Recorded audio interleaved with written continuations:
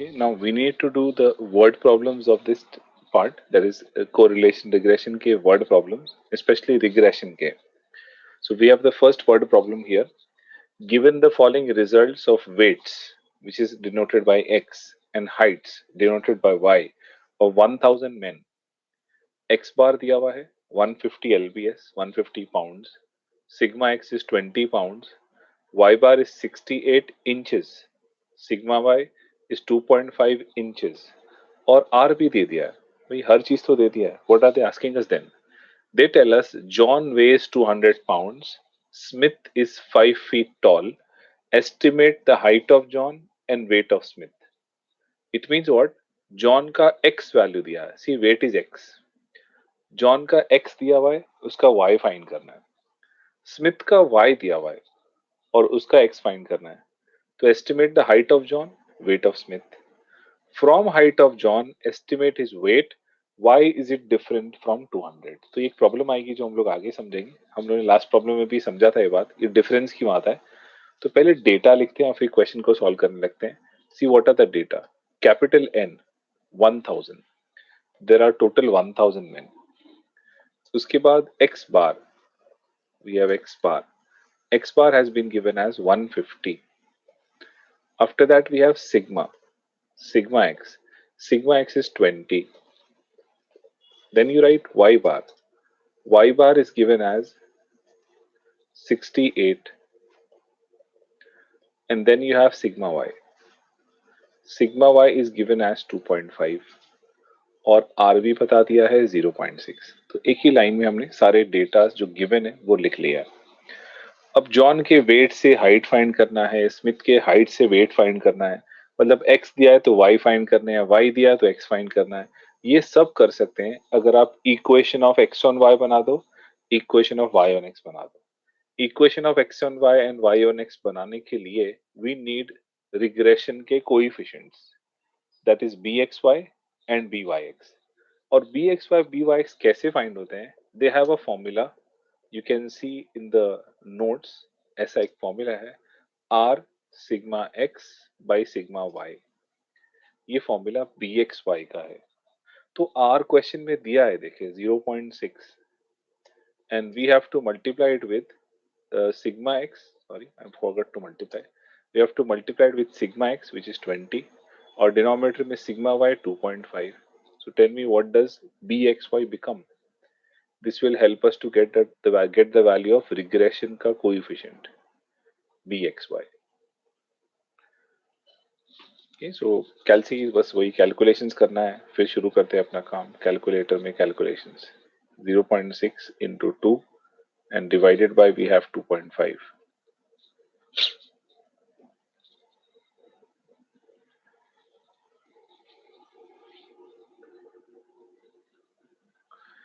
This will help us to get bxy, regression coefficient x on y का. Yes, the answer is 4.8. वैसा ही ना byx भी find करना है. byx, which is going to be r sigma y by sigma x. अब यहाँ पर उल्टा होता है, sigma y by sigma x. So we do that over here as well. 0.6, लेकिन ये मल्टीप्लाई होगा with 2.5 and डिवाइड हो जाएगा 20 से. So what is this equal to?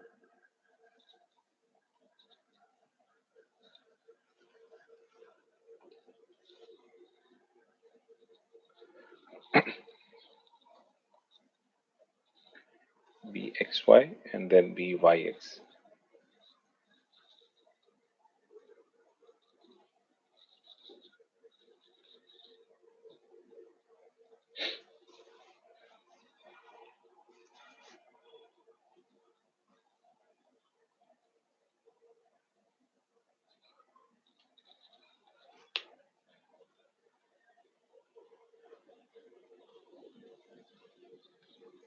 Right 0.075. दोनों रिग्रेशन कोएफिशिएंट्स जब मिल गए तो अभी आप बना सकते हो इक्वेशन ऑफ, कोई भी पहले बनाते हैं, x on y. Let's take x on y has an equation x minus x bar equal to, we get bxy, and y minus, you then have y bar. X minus x bar equal to bxy into y minus y bar. Let us substitute. X minus x bar कितना दिया है 150, bxy हमने find किया 4.8, y minus y bar है 68.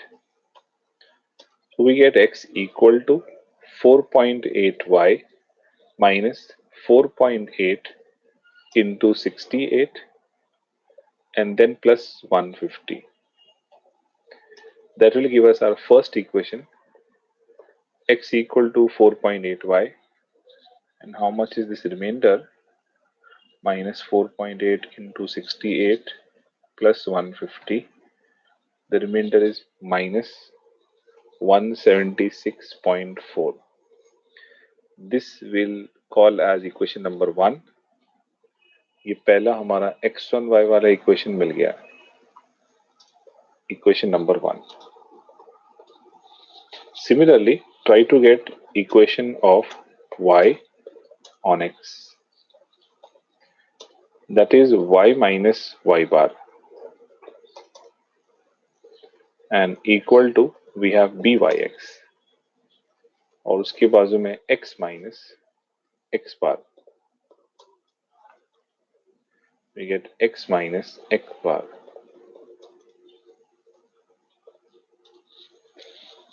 which is further y minus 68 equal to byx की value 0.075, x minus 150,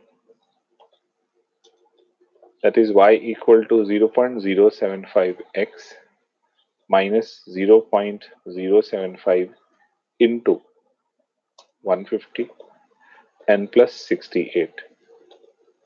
So we get y equal to 0.075x, and how much this remainder?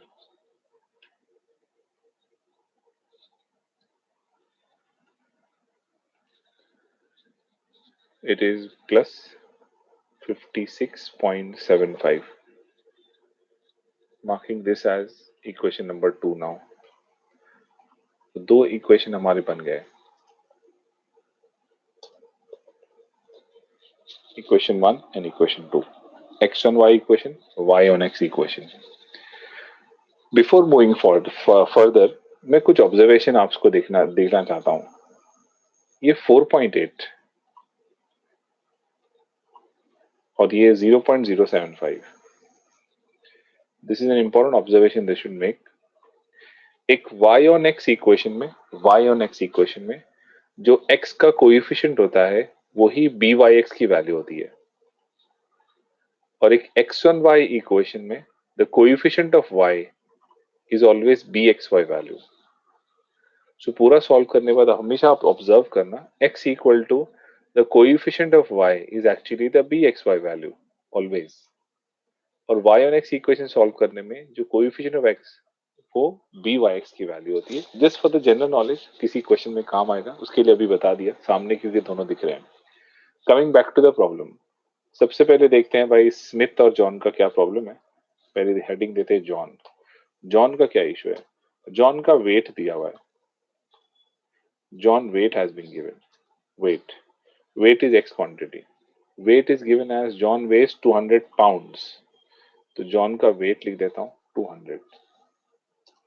200 pounds. तो for this, इसकी height find करने के लिए put x equal to 200 in equation which one, equation 1 के equation 2, क्योंकि मुझे y चाहिए तो मुझे यूज करना चाहिए इक्वेशन 2, तो I have to put it in equation 2. This will help me get the height of John 0.075 into 200 and plus 56.75.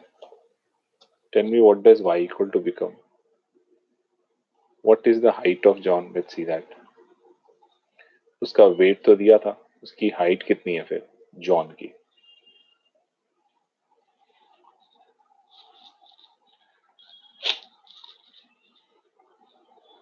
So his weight was 200 lbs. We have got to find out his height.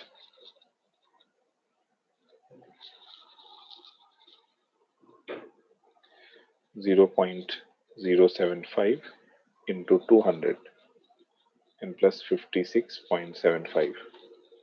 Yeah, that's right, 71.75. ये unit क्या होगी? Thus, height of John is 71.75. Remember that, inches. IN दिया हुआ है, IN is inches. So we have found out the weight of John. Sorry, we have found out the height of John with the help of his weight. फिर दूसरा बोला है Smith का issue. भाई Smith को क्या प्रॉब्लम है? Smith को अपना हाइट पता है, लेकिन उसे अपना वेट नहीं पता है. तो स्मिथ की हाइट क्या है? हाइट मतलब वाई डेटा. स्मिथ की हाइट दिया 5 feet.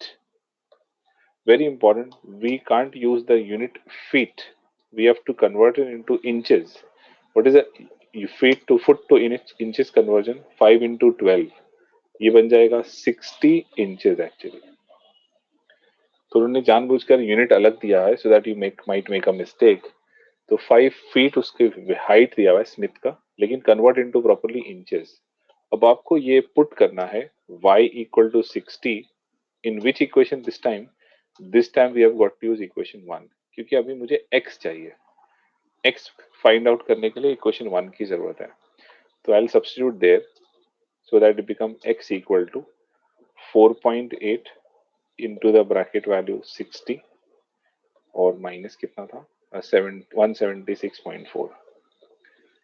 तो पता चल जाएगा x वैल्यू, मतलब weight of Smith. Weight of Smith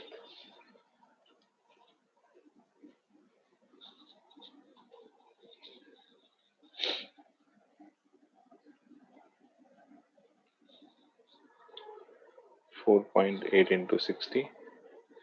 Yeah, it's 111.6. 111.6. तो आप लिख सकते हो 10 the weight of Smith. The weight of Smith is 111.6 lbs. That is pound. The weight of Smith is 111.6 pounds. तो दोनों का हाइट से वेट, वेट से हाइट जॉन और स्मिथ का कर दिया. लेकिन क्वेश्चन में एक और गड़बड़ थी. क्वेश्चन ने बोला कि भाई from height of John estimate is weight. अब जॉन का अपने वेट से हाइट तो फाइंड कर लिया, अब हाइट से वेट फाइंड करो. तो फिर जॉन का प्रॉब्लम. वापस जॉन पर आते हैं. अब जॉन का हाइट हमें पता है. हाइट, हिज हाइट, हाइट मतलब कौन सा data? Y.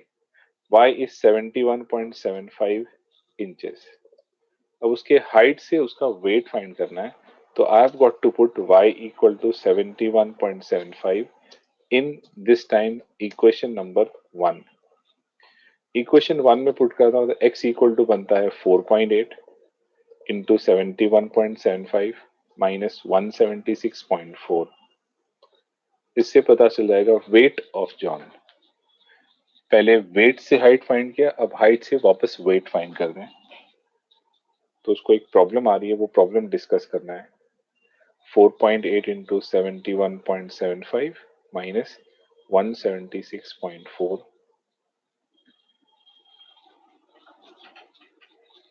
So what does the x value become? That we have to find out. 168, right? तो अब ये प्रॉब्लम आ गई कि अरे जॉन का वेट तो 200 पाउंड था. 200 पाउंड से हम लोग ने हाइट मालूम किया 71.75 इंचेस. लेकिन जब वापस हाइट से वेट मालूम कर रहे हैं तो वेट उसका कम आ गया, 200 पाउंड्स नहीं आया. There is a difference. तो हमने बोला कि डिफरेंस तो होगा ही यार, क्योंकि पहली बार आप जब वेट से हाइट फाइंड कर रहे थे तो आपने इक्वेशन 2 की मदद ली थी, और अगली बार जब हाइट से वेट फाइंड कर रहे हो तो इक्वेशन 1 की मदद ले रहा हूँ. इक्वेशन चेंज करोगे तो answer is going to change. तो we have to write here the difference is due to the fact that to obtain y we use y on x equation, and to obtain x we use x on y equation.